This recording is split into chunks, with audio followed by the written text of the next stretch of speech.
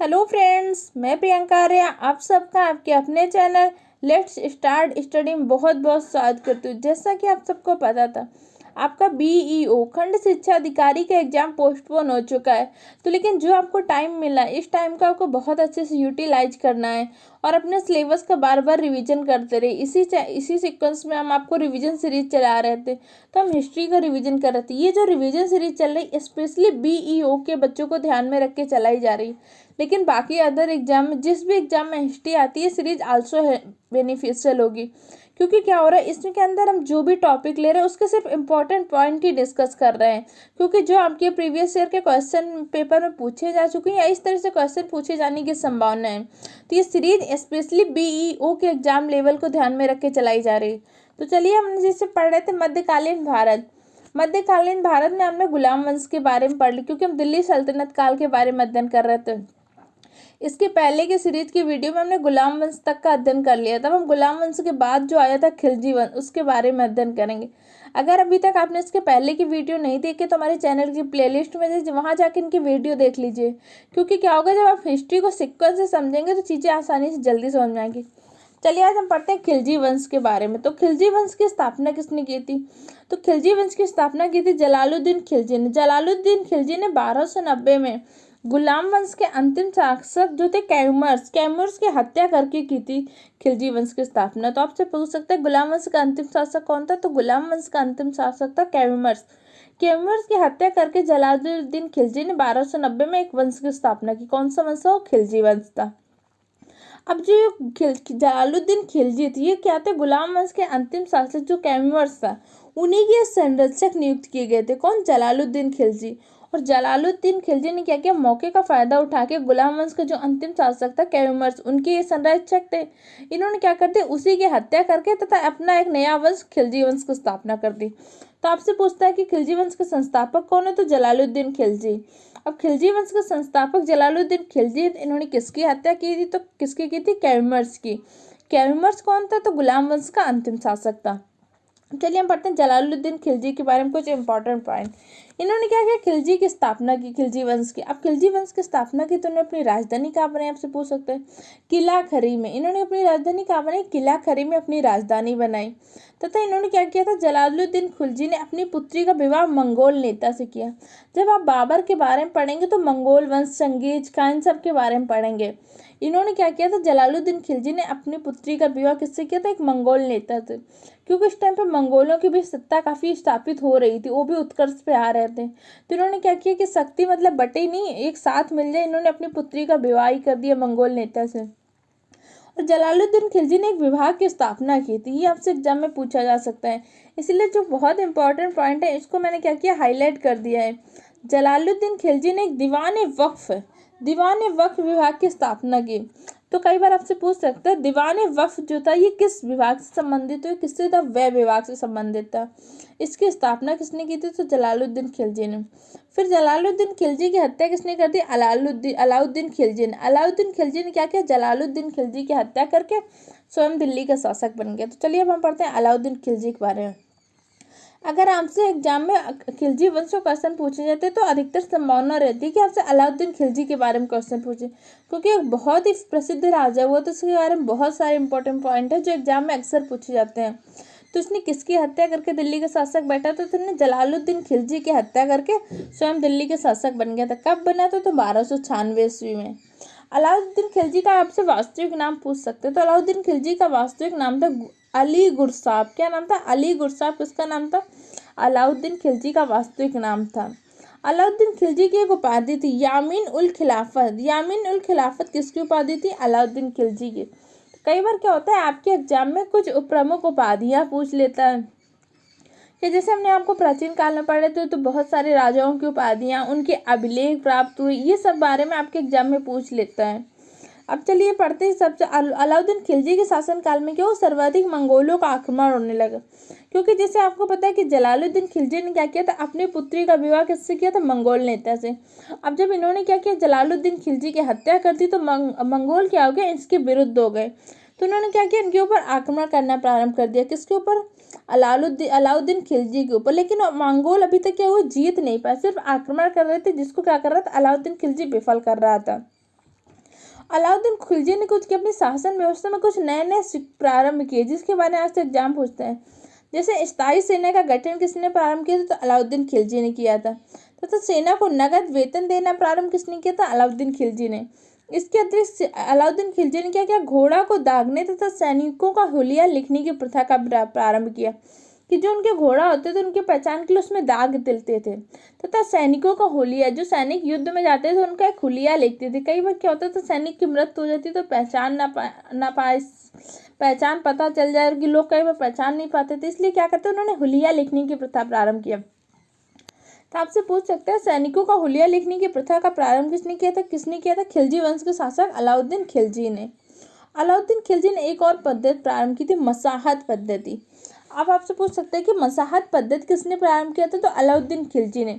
अब इस पद्धति में होता क्या था? इस पद्धति में क्या होता था, जो भूमि में कर लेते थे, कर का जो निर्धारण करते थे भूमि के माप के आधार पड़ते थे, कि इस व्यक्ति के पास कितनी भूमि है, इसमें कितना कर लेना चाहिए। तो इससे पहले के जो शासक थे ना, को निश्चित कर लगा देते कि जैसे मान लीजिए खेती में 10% का कर लगेगा तो सबसे 10% का ही कर लेते थे। किसी के पास ज़्यादा भूमि है उससे भी 10% का कर लेते थे, किसी के पास कम है उससे भी 10% का भूमि लेते थे। लेकिन अलाउद्दीन खिलजी ने देखा कि ये व्यवस्था काफ़ी दिक्कत है, क्योंकि कई बार क्या होता था, कुछ किसानों को बहुत कम भूमि होती थी, फिर भी उसमें वो 10% कर देते थे तो उनके पास बहुत कम अनाज बचता था। और कुछ जिनके पास बहुत ज़्यादा भूमि होती तो उनके 10% से कोई दिक्कत होती नहीं थी। इसलिए उन्होंने क्या किया, एक पद्धति प्रारंभ की, मसाहत पद्धति। इसके अंतर्गत उन्होंने कहा कि भूमि के माप के आधार पर कर का निर्धारण किया जाएगा। तो आपसे पूछ सकते हैं मसाहत पद्धति का प्रारंभ किसने किया था? अलाउद्दीन खिलजी ने। अलाउद्दीन खिलजी किस वंश के शासक थे? तो किस थे? खिलजी वंश के संस्था। इसके अलावा अलाउद्दीन खिलजी ने क्या किया, बाजार में जो भ्रष्टाचार वगैरह था उसकी देखरेख के लिए एक अधिकारी नियुक्त किया, जिसको क्या कहते थे? सहना। सहना क्या करता था? बाजार की देखरेख करने वाला मुख्य अधिकारी था। इन्होंने क्या किया था कि मूल नियंत्रण प्रणाली अपनाई थी, कि मतलब हर वस्तु के मूल में नियंत्रण कर लिया था, कि एक निश्चित दाम नियुक्त कर दिया था कि इतने ही दाम पे ये वस्तु बेची जाएगी। अगर कोई दुकानदार उससे ज़्यादा या कम में बेचता था तो उसके खिलाफ कार्रवाई होती थी। इसकी देख रेख के लिए उन्होंने एक अधिकारी नियुक्त किया, क्या कहते थे? सहना। तो आपसे पूछ सकता है सहना किस विभाग का अधिकारी था? तो किसका था? बाजार का। और किस प्रणाली पर नियंत्रण रखता था? अगर पूछता है तो मूल नियंत्रण प्रणाली पर। किस पे रखता था? मूल नियंत्रण प्रणाली पर। अब अलाउद्दीन खिलजी ने क्या किया, अपने साम्राज्य का विस्तार प्रारंभ किया था। अब इन्होंने क्या किया था, अपने साम्राज्य को पूरे भारत में विस्तार करना चाहते थे। तो इन्होंने आपसे पूछ सकते हैं साम्राज्य विस्तार का जो प्रारंभ किया तो किस अभियान से किया था? तो इन्होंने सर्वप्रथम कहाँ से? गुजरात अभियान से किया। सर्वप्रथम इन्होंने कहाँ पे? गुजरात पर आक्रमण किया। गुजरात अभियान से अपने साम्राज्य विस्तार का प्रारंभ किया। इसके बाद इन्होंने क्या किया, दक्षिण भारत में विजय के लिए अपने एक बहुत इनका प्रसिद्ध दरबारी सेनापति था मलिक काफूर, इसको भेजा था दक्षिण भारत की विजय हेतु। तो आपसे पूछ सकता है अलाउद्दीन खिलजी ने दक्षिण भारत की विजय हेतु किसको भेजा था? मलिक काफूर को। मलिक काफूर से एक आपसे पॉइंट पूछता है कि मलिक काफूर जब दक्षिण भारत की विजय गया तो वहाँ पे क्या हुआ था? जब इसने विजय किया तो वारंगल क्या दक्षिण भारत में, जब मैंने आपको पढ़ाया था दक्षिण भारत के राजवंश के बारे में, तब मैंने आपको वारंगल के बारे में बताया था। वारंगल ने क्या किया, वारंगल के राजा थे राजा रुद्रदेव। राजा रुद्रदेव ने क्या, तो मलिक काफूर को कोहिनूर हीरा दिया था। तो आपसे पूछ सकता है मलिक काफूर पहले तो विजय के लिए कहाँ गए थे? तो दक्षिण भारत में गए थे। और दक्षिण भारत को कोहिनूर हीरा किसने दिया था? तो किसने दिया? वारंगल के राजा रुद्रदेव ने। ये पॉइंट आपसे पूछा जा सकता है। अगर आपसे कभी मलिक काफूर से क्वेश्चन पूछता है तो ये पॉइंट आपसे पूछा जा सकता है। और अलाउद्दीन खिलजी ने कुछ प्रमुख निर्माण कार्य करवाए थे, तो उनके स्थापत्य से भी आपसे क्वेश्चन पूछ सकते हैं। जैसे हजार सितन का निर्माण कराया था, हौज की अलाई, सीरी का किला, अलाई दरवाजा इनका मोस्ट इंपॉर्टेंट है, इससे क्वेश्चन कई बार पूछे जा चुके। अलाई का दरवाजा, इन सब का निर्माण किसने कराया था? अलाउद्दीन खिलजी ने करवाया था। इसके अलावा अलाउद्दीन खिलजी का जो अलाई का दरवाजा का निर्माण कराया था, इससे एक पॉइंट आपसे पूछते हैं कि पहली बार संगमरमर वो गुम्मद का प्रयोग का प्रमाण कहाँ मिलते हैं? अभी तक क्या हो रहा है, जो आपको मूर्तियां जो मंदिर प्राप्त हो रहे तो किसी में संगमरमर का प्रयोग नहीं हुआ था, क्योंकि आपको पता है गुप्त काल से क्या वो मंदिर निर्माण कला का प्रारंभ हुआ था। तो अभी तक क्या थे, पाषाण में पत्थरों का या और चीज़ों का प्रयोग हो रहा था, लेकिन पहली बार संगमरमर का वो गुम्मद का प्रयोग किसका प्रमाण किसने मिला? अलाई के दरवाजे से। अलाई के दरवाजे का निर्माण किसने कराया था? अलाउद्दीन खिलजी ने करवाया था। ये पॉइंट आपसे पूछा जा सकता है, इसको हाईलाइट करके हमेशा याद रखना। अब 1316 में क्या हो गया, अलाउद्दीन खिलजी की मृत्यु हो गई। अब अलाउद्दीन खिलजी का मकबरा कहाँ स्थित, आपसे पूछ सकते हैं। अलाउद्दीन खिलजी का मकबरा दिल्ली में स्थित है। अलाउद्दीन खिलजी के पश्चात क्या हुआ, मुबारक शाह क्या हुआ, दिल्ली की गद्दी पर बैठा। अब मुबारक शाह किसकी मृत्यु के पश्चात बैठा था, तो अलाउद्दीन खिलजी की। मुबारक शाह क्या होता है, एक दुर्बल शासक हुआ, लेकिन इसके कुछ इंपॉर्टेंट पॉइंट है। जैसे क्या हो कि मुबारक शाह प्रथम सुल्तान था जिसने क्या हो स्वयं को खलीफा घोषित किया था। तो आपसे पूछ सकते हैं खिलजी वंश को प्रथम सुल्तान कौन था जिसने स्वयं को खलीफा घोषित किया था, तो कौन था, मुबारक शाह खिलजी तथा इसने देवगिरी को जीत कर क्या दिल्ली सल्तनत में मिलाया था। ये आपसे पूछ सकता है कि किसने देवगिरी को जीतकर दिल्ली सल्तनत में मिलाया था, तो किसने, मुबारक शाह खिलजी ने। मुबारक शाह खिलजी ने स्वयं को क्या खलीफा घोषित किया था। जैसे मैंने बताया ये क्या था, एक दुर्बल शासक था, इसके बारे में कुछ ज़्यादा नहीं हो। इसके फिर जब एक दुर्बल शासक हुआ तो मुबारक शाह के खिलजी के वजीर थे खुसरो खान। खुसरो खान ने क्या कर दिया, इसकी हत्या करके स्वयं दिल्ली का शासक बन गया, क्योंकि ये बहुत ही दुर्बल शासक था, तो ये युद्ध वगैरह में इतना भाग नहीं लेता था। तो जब इसके वजीर खुसरो खान ने देखा तो इस क्या कर दी, बहुत दुर्बल था तो इसकी हत्या कर दी, तो स्वयं क्या हुआ, दिल्ली का शासक बन गया। अब इसके बाद खुसरो खान ने एक नया वंश की स्थापना की, कौन सा था, तुगलक वंश की स्थापना। खुसरो खां जब शासक बन गया तो खुसरो खां लेकिन एक योद्धा तो था नहीं, तो खुसरो खां जब शासक बन गया तो खुसरो खां को किसने पराजित कर दिया, गयासुद्दीन तुगलक ने। गयासुद्दीन तुगलक ने क्या किया, खुसरो खां को पराजित कर दिया। खुसरो खां को पराजित करने के पश्चात गयासुद्दीन तुगलक ने क्या किया, तुगलक वंश की स्थापना की। तो आपसे पूछ सकते हैं तुगलक वंश की स्थापना किसने की थी, तो किसने की थी, गयासुद्दीन तुगलक ने। गयासुद्दीन तुगलक ने किसको पराजित किया था, खुसरो खां को। खुसरो खां ये क्या थे, खिलजी वंश के जो अंतिम शासक थे उसके वजीर थे। जब इन्होंने देखा कि मुबारक शाह एक दुर्बल शासक थे तो स्वयं शासक बन गए, लेकिन ये भी एक वजीर थे तो इतने भी युद्ध कौशल में पारंगत नहीं थे। इनको देखा कि ये भी इतने युद्ध कौशल में पारंगत नहीं खुसरो खां, तो किसने किया, गयासुद्दीन तुगलक ने इन पर आक्रमण करके इनको पराजित कर दिया था, एक नया वंश की स्थापना की, कौन सा, तुगलक वंश की। अब तुगलक वंश का प्रमाण आपको किस में मिला, आपसे पूछ सकते हैं तुगलकनामा में। तुगलकनामा में तुगलक वंश का प्रमाण मिलता है। और तुगलकनामा के लेखक कौन है, अमीर खुसरो। तो आपसे पूछ सकता है तुगलकनामा के लेखक अमीर खुसरो हैं। चलिए हम पढ़ते हैं गयासुद्दीन तुगलक के बारे में। गयासुद्दीन तुगलक ने क्या किया, तुगलक वंश की स्थापना की। 5 सितंबर 1320 को गयासुद्दीन तुगलक क्या हुआ, गद्दी पर बैठे। अब आपसे पूछ सकते हैं गयासुद्दीन तुगलक का वास्तविक नाम क्या था, तो गयासुद्दीन तुगलक का वास्तविक नाम था गाजी मलिक। क्या नाम था, गाजी मलिक। गयासुद्दीन तुगलक के शासनकाल में लगभग 29 बार मंगोलों ने आक्रमण किया, जिसे क्या गयासुद्दीन तुगलक ने क्या कर दिया था, विफल कर दिया था। तो आपसे पूछ सकते हैं दिल्ली सल्तनत में मंगोलों का आक्रमण कब से प्रारंभ हुआ, तो अलाउद्दीन खिलजी के शासनकाल से आप देख रहे थे मंगोलों का आक्रमण प्रारंभ हो गया। और सर्वाधिक क्या हुआ, तुगलक वंश के शासक जो थे गयासुद्दीन तुगलक के शासनकाल में लगभग 29 बार मंगोलियों ने आक्रमण किया, क्योंकि मंगोल अब चाहते थे कि दिल्ली सल्तनत में अपनी सत्ता स्थापित कर लें। क्योंकि अभी तक क्या था, जो खिलजी वंश था, फिर खिलजी वंश से वो चाहते थे, लेकिन तुगलक वंश में आते तो चाहते थे हर हाल में अपनी सत्ता स्थापित कर ले। तो उन्होंने बहुत बार आक्रमण किया, लेकिन अभी भी क्या हो रहे थे, विफल हो रहे थे। गयासुद्दीन तुगलक ने क्या कहा, मंगोलों के समस्त आक्रमण को विफल कर दिया था। गयासुद्दीन तुगलक ने क्या हुआ, कृषि के विकास पर बल दिया। अभी तक किसी भी शासक ने कृषि के विकास पर उतना बल नहीं दिया था, गयासुद्दीन तुगलक ने कृषि के विकास पर बल दिया। इसके लिए उन्होंने कहा कि कृषि के विकास पर बल देना है, मतलब कृषि की उपज बढ़ानी है, तो उन्हें सिंचाई की व्यवस्था अच्छी होनी चाहिए। इसके लिए उन्होंने सिंचाई तो कुएं व नहरों का निर्माण किया। अब कुएं व नहरों का निर्माण करने के अलावा इन्होंने क्या किया, सिंचाई पर कर लगाया था, हर के सर्व नाम का एक कर सिंचाई व्यवस्था पर लगाया था। गयासुद्दीन तुगलक ने एक नगर की स्थापना की थी, जो आपसे पूछ सकते हैं तुगलकाबाद नगर की स्थापना की थी। इसके अतिरिक्त इन्होंने क्या किया, वारंगल को जीतकर क्या हुआ था, दिल्ली सल्तनत में मिलाया।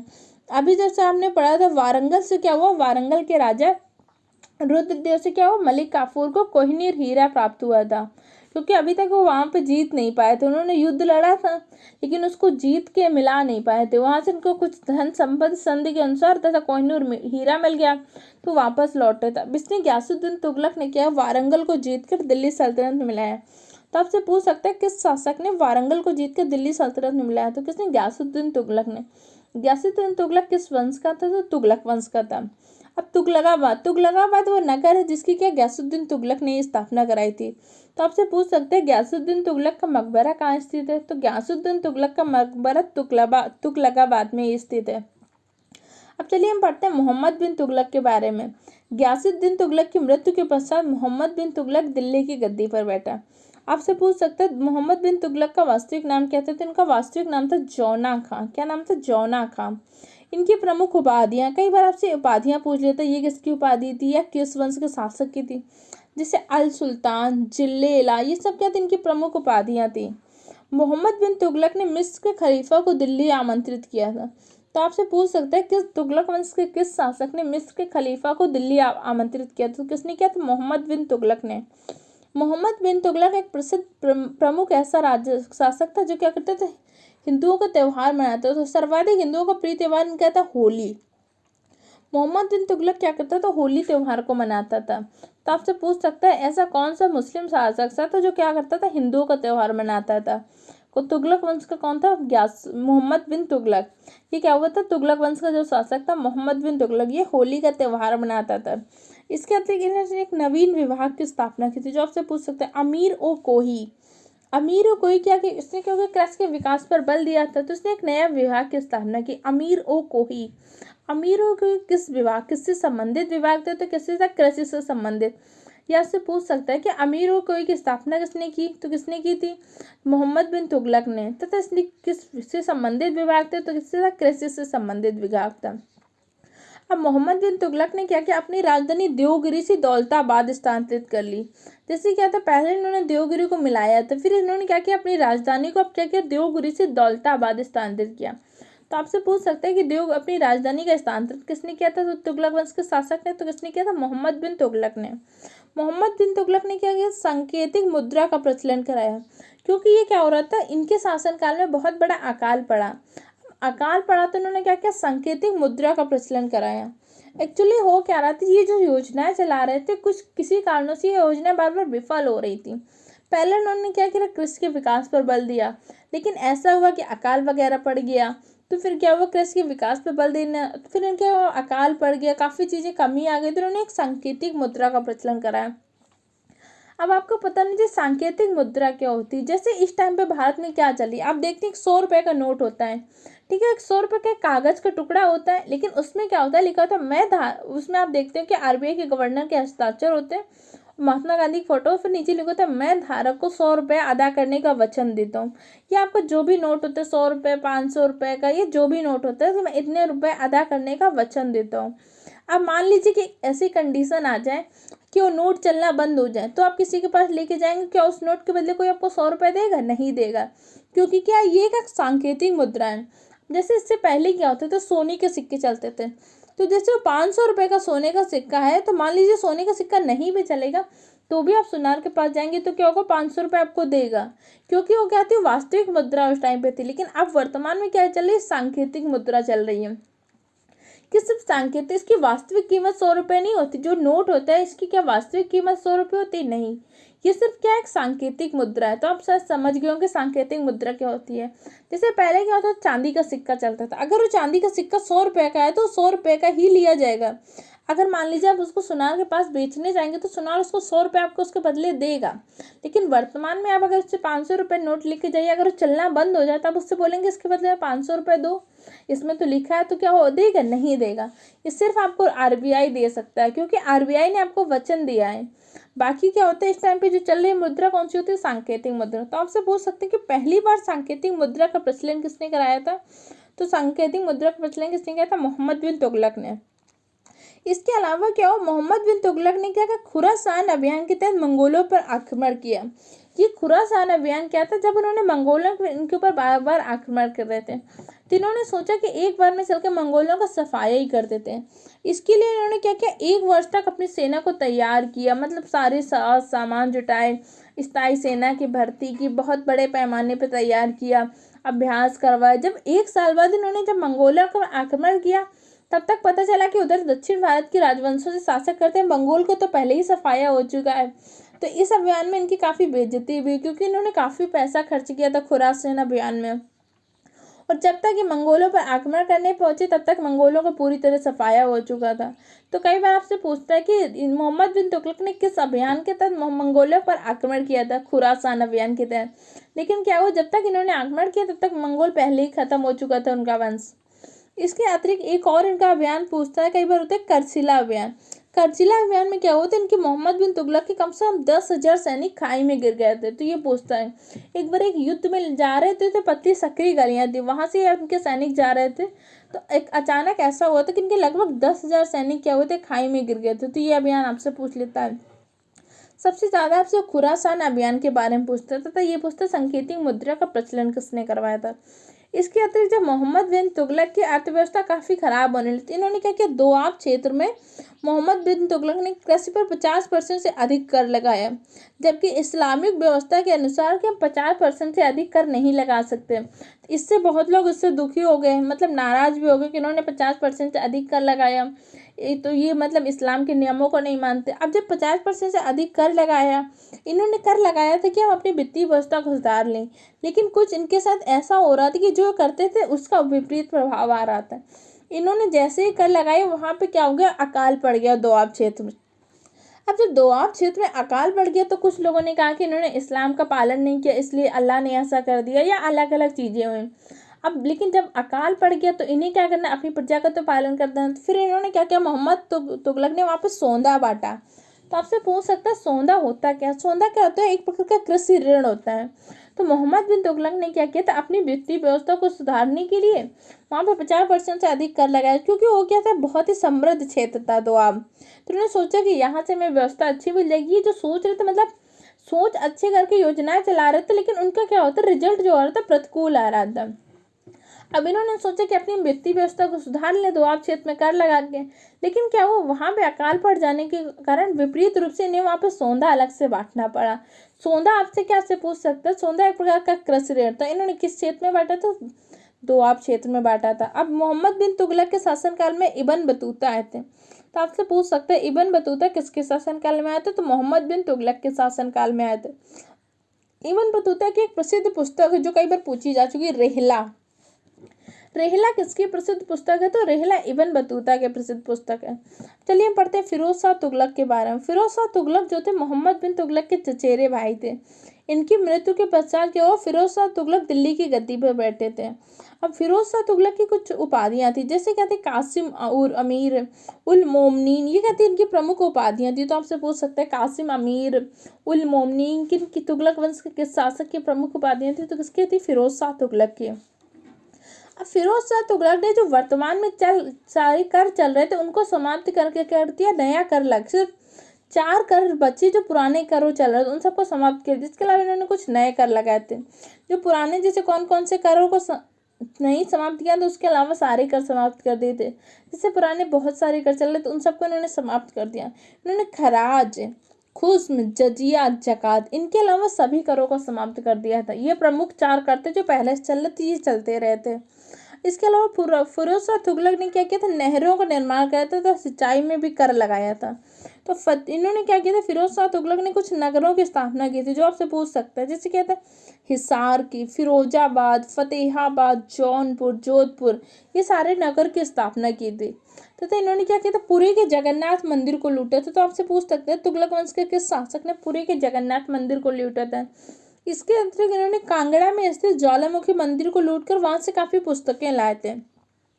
कांगड़ा मंदिर से जो पुस्तकें लाए थे उन पुस्तकों को इन्होंने क्या किया था, दलाइले फिरोज शाही नाम से फारसी भाषा में अनुवाद किया था। तो आपसे पूछ सकते हैं कि कांगड़ा के स्थित ज्वालामुखी मंदिर से जो पुस्तकें लूट के लाया था उनका अनुवाद किस नाम से किया था, तो किससे किया था, दलाइले फिरोज शाही नाम से। तो इसका किस भाषा में अनुवाद कराया था, तो इनका फारसी भाषा में अनुवाद कराया था। इन्होंने क्या किया, जागीर के रूप में वेतन देना प्रारंभ किया। जैसे क्या होता था, पहले बहुत सारे शासक क्या थे, जागीर दे देते थे। इन्होंने जागीर देने की व्यवस्था को खत्म किया था। जागीर के बदले क्या हुआ था, वेतन देने का प्रारंभ किया था। जैसे सेना को नगद वेतन देने की प्रथा किसने प्रारंभ की थी, तो खिलजी वंश के अलाउद्दीन खिलजी ने। अब इन्होंने जागीर देना ही बंद कर दिया था। जागीर की जगह क्या होते थे, वेतन देते थे। इन्होंने एक सिक्का चलाया था चांदी का, जिसको क्या कहते थे, ससगनी। तो आपसे पूछ सकते हैं ससगनी किस धातु का सिक्का था, तो किसका था, चांदी धातु का सिक्का था। किस वंश के शासक ने चलवाया था, तो किस वंश के शासक ने, तुगलक वंश के शासक ने चलवाया था। और फिरोज शाह किस वंश के किस शासक ने चलवाया था, तुगलक वंश के किस शासक ने, तो किसने, फिरोज शाह तुगलक ने। फिरोज शाह तुगलक ने एक और अस्पताल खुलवाया था जिसका क्या नाम था, दारुल सफ़ा। इन्होंने सोचा कि हर लोगों को, प्रजा को मतलब आसानी से अस्पताल के उपलब्ध हो जाए, इसलिए उन्होंने दारुल सफ़ा नाम से क्या होता है अस्पताल खुलवाए थे। तो इन्होंने दीवान बदगान की स्थापना की। दीवान बदगान क्या था, दासों से संबंधित एक विभाग था, क्योंकि सर्वाधिक दास किसके, मोहम्मद बिन तुगलक के शासनकाल में, फिरोज शाह तुगलक के शासनकाल में हुए थे। अभी तक जो शासक हुए थे उसके में दास थे, लेकिन इतनी ज़्यादा नहीं थी। इन्होंने एक अलग से विभाग ही बनवाया था दासों तथा इन्होंने क्या किया था, फिरोज शाह तुगलक ने दासों के निर्यात पर रोक लगा दी थी, क्योंकि पहले क्या होता था, दासों का आयात निर्यात होता था। तो फिरोज शाह तुगलक ने कहा कि अब कोई भी दास का निर्यात नहीं किया जाएगा। निर्यात का मतलब क्या होता है, भेजना। अब इन्होंने दासों को जो होता खरीद, पहले आपने पढ़ा था कि दासों के खरीद फरोख्त की प्रथा चलती रही थी कि दासों को खरीदा बेचा जाता था। अब इन्होंने कहा कि किसी भी दास को हम निर्यात नहीं करेंगे।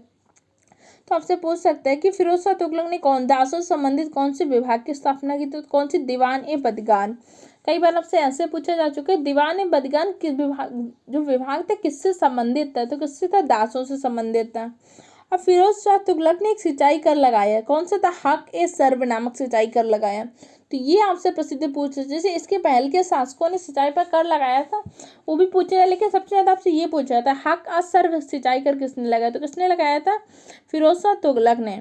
अब फिरोज शाह तुगलक ने क्या किया था, कुतुब मीनार की मरम्मत की करवाई थी। जैसे क्या होता है, कुतुब मीनार की नींव किसने रखी थी, कुतुब मीनार की नींव रखी थी गुलाम वंश के शासक कुतुबुद्दीन ऐबक ने, तथा इसका निर्माण कार्य पूरा किसने करवाया था, इल्तुतमिश ने। इल्तुतमिश भी क्या था, गुलाम वंश का शासक था। अगर आपसे कभी पूछते हैं कुतुब मीनार की मरम्मत किसने करवाई थी, तो कुतुब मीनार की मरम्मत कराई थी तुगलक वंश के शासक फिरोज शाह तुगलक ने। और फिरोज शाह तुगलक ने क्या किया था, दरबार में चित्रकला को प्रतिबंधित कर दिया था। अब आपसे पूछ सकते हैं कि दरबार में चित्रकला को प्रतिबंधित किसने किया था, तो फिरोज शाह तुगलक ने। फिरोज शाह तुगलक ने अपनी आत्मकथा फतू आता फिरोज शाही की रचना की थी। तो आपसे पूछ सकता है फतू आता फिरोज शाही किससे संबंधित है, तो किससे, फिरोज शाह तुगलक से। या किसकी आत्मकथा है, तो किससे, फिरोज शाह तुगलक की। फिरोज शाह तुगलक किस वंश के शासक थे, तो किससे, तुगलक वंश के शासक थे। अब फिरोज शाह तुगलक के पश्चात क्या हुआ, नसरुद्दीन महमूद शासक बने। नसरुद्दीन महमूद क्या थे, तुगलक वंश के अंतिम शासक थे। तो आपसे पूछ सकता है तुगलक वंश का अंतिम शासक कौन था, नसरुद्दीन महमूद था। नसरुद्दीन महमूद के शासनकाल में क्या हुआ, तैमूर आक्रमण हुआ था, जिससे आपने तैमूरों के बारे में आगे पढ़ेंगे। इन्होंने क्या किया, दिल्ली सल्तनत में नसरुद्दीन महमूद के शासनकाल में तैमूरों का आक्रमण हुआ। तैमूर ने क्या किया कि भारत में जब विजय के पश्चात खिज्र खां को अपना प्रतिनिधि बना के वापस चला गया था। अब जब खिज्र खां को अपना प्रतिनिधि बता दिया, तो जब क्या हुआ, नसरुद्दीन महमूद के पश्चात खिज्र खां ने क्या किया, सैयद वंश की स्थापना की। तो हम पढ़ते हैं कि इसके बाद क्या, तुगलक वंश के पश्चात दिल्ली सल्तनत में कौन सा वंश है, सैयद वंश। तो सैयद वंश की स्थापना किसने की थी, खिज्र खां ने। और खिज्र खां किसका प्रतिनिधि था, तो किसका था, तैमूर का, क्योंकि तैमूरों ने आक्रमण किया था। तैमूर जब वापस चला गया तो उसने क्या किया, खिज्र खां को अपना प्रतिनिधि बना के भारत में छोड़ दिया। फिर इसने क्या किया, दिल्ली सल्तनत में एक वंश की स्थापना की, कौन से वंश की, सैयद वंश की। तो चलिए हम पढ़ते हैं खिज्र खां के बारे में। खिज्र खां क्या थे, तैमूर का सेनापति था। अब तैमूर ने क्या किया था, अपने सेनापति खिज्र खां को भारत में अपना प्रतिनिधि बना के छोड़ दिया था। और इसने किस वंश की स्थापना की, अगर आपसे पूछते तो सैयद वंश की। या कई बार आपसे पूछ सकते हैं सैयद वंश का संस्थापक कौन था, तो खिज्र खां था। इसकी एक उपाधि थी रैयत आला। रैयत आला किसकी उपाधि थी, खिज्र खां की। तो आपसे पूछ सकता है ये रैयत आला किसकी उपाधि थी, खिज्र खां की। अब खिज्र खां क्या करता था, ये क्या था, यहाँ पे भारत में शासक बना था, लेकिन ये सेनापति किसका था, तैमूर का था। क्योंकि विजय किसने किया था, तैमूर ने किया था, लेकिन उसने अपना प्रतिनिधि बना के उसको छोड़ दिया था। तो खिज्र क्या क्या करता था, नियमित रूप से, तैमूर जो थे, तैमूर का पुत्र था शाहरुख। शाहरुख को खिज्र क्या करता था, नियमित रूप से कर बेचता रहता था। तो ये आपसे पूछ सकते हैं कि तैमूर का पुत्र कौन था, शाहरुख। शाहरुख को नियमित रूप से कर कौन बेचता था, खिज्र खां बेचता था।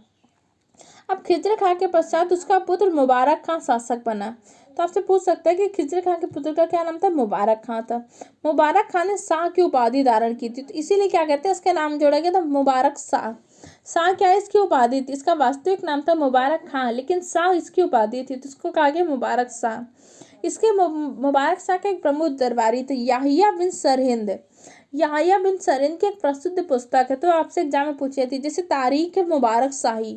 तारीख मुबारक शाही में मुबारक शाह के बारे में याहिया बिन सरहिंद ने बहुत सारे उल्लेख किए हैं। तो कई बार पूछते हैं तारीख मुबारक शाही की रचना किसने की थी, तो किसने की थी, याहिया बिन सरहिंद ने। याहिया बिन सरहिंद ने। तो अगर पूछता है मुबारक शाह का दरबारी कौन था, प्रसिद्ध दरबारी याहिया बिन सरहिंद था।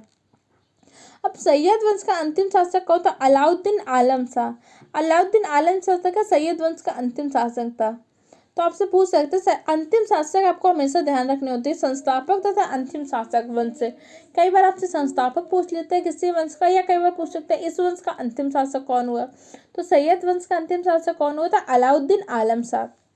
अब सैयद वंश के अंतिम शासक हुआ अलाउद्दीन आलम शाह। अलाउद्दीन आलम शाह ने क्या किया था, स्वयं बहलोल लोदी के सामने आत्मसमर्पण कर दिया था। तो इसके बाद क्या हुआ, लोधी वंश की स्थापना हुई दिल्ली में।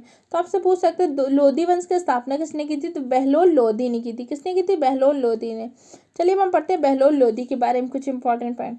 बहलोल लोधी क्या था, दिल्ली सल्तनत में प्रथम अफगान मूल का शासक था। अभी तक जो हो रहा था, कोई भी अफगान मूल का शासक दिल्ली सल्तनत में नहीं बैठा था। तो प्रथम था जो अफगान मूल का शासक था, कौन, बहलोल लोधी। इसने क्या था, बहलोल 1451 में बहलोल शाह गाजी की उपाधि के साथ गद्दी पर बैठा था। तो आपसे पूछ सकते हैं बहलोल लोधी जब गद्दी पर बैठा तो किस उपाधि के साथ बैठा था, तो किस उपाधि के साथ, बहलोल शाह गाजी की उपाधि के साथ। कब बैठा था, तो 1451 में। बहलोल लोधी ने एक सिक्के चलाए थे जिसे क्या बोलते थे, बहलोल सिक्के। तो बहलोल लोधी अपने सरदारों क्या कहता था, मकसद ई अली कहकर पुकारता था। तो आपसे पूछ सकते हैं कि बहलोल लोधी क्या था, प्रथम अफगान मुल्क का शासक था तथा ये अपने सरदारों क्या मकसद अली कहकर पुकारता था। इसके अतिरिक्त बहलोल लोधी जब अपने देश अफगान गया तो वहाँ क्या किया, उसने अफगानियों को भारत आकर बसने का न्योता दिया, क्योंकि अभी तक क्या था, भारत में अफगानी बहुत कम थे। तो इसने जब यहाँ पे अपनी सत्ता स्थापित कर ली, तो जब पुनः अपने देश गया तो वहाँ जाके इसने क्या किया था, सारे अफगानियों को न्योता दिया कि आप आके भारत में आके बसिए आके। तो आपसे पूछ सकते हैं कौन सा शासक था जिसने जाके अफगानियों को भारत आकर बसने का न्योता दिया, तो कौन था, आपका बहलोल लोधी था। बहलोल लोधी के पश्चात क्या, उसका पुत्र सिकंदर लोधी दिल्ली का शासक बना। सिकंदर लोधी से इंपॉर्टेंट कुछ पॉइंट है जो अक्सर एग्जाम में पूछे जाते हैं। सिकंदर लोधी ने किस शहर की स्थापना करवाई थी, तो सिकंदर लोधी ने 1504 में आगरा शहर की स्थापना कराई थी। तो आपसे पूछ सकते हैं आगरा शहर की स्थापना किसने करवाई थी, तो सिकंदर लोधी ने। सिकंदर लोधी किस वंश का शासक था, तो लोधी वंश का था। और सिकंदर लोधी ने क्या किया, भूमाप के लिए गज सिकंदर का प्रचलन कराया। आप तक पहली बार क्या हुआ, भूमाप के लिए एक पैमाना निश्चित किया जी, किसने किया था, सिकंदर लोधी ने। उस पैमाने का नाम क्या था, गज सिकंदर। तो आपसे पूछ सकते हैं भूमाप के लिए गज सिकंदर का प्रचलन किसने करवाया था, तो सिकंदर लोधी ने।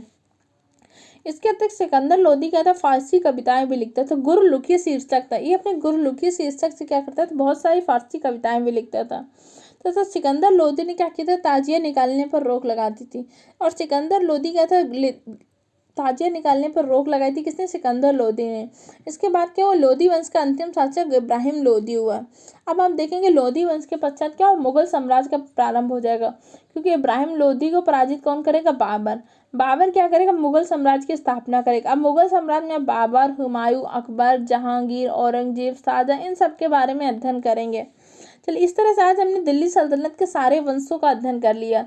इस तरह से इन वीडियो को आप देख के इनके नोट्स बना के रेगुलरली रिवीजन करते रहिए, ताकि एग्जाम टाइम तक आप बहुत अच्छे से रिवीजन कर लें, जिससे क्या होगा, आपका एग्जाम में बहुत अच्छा स्कोर कर पाएंगे।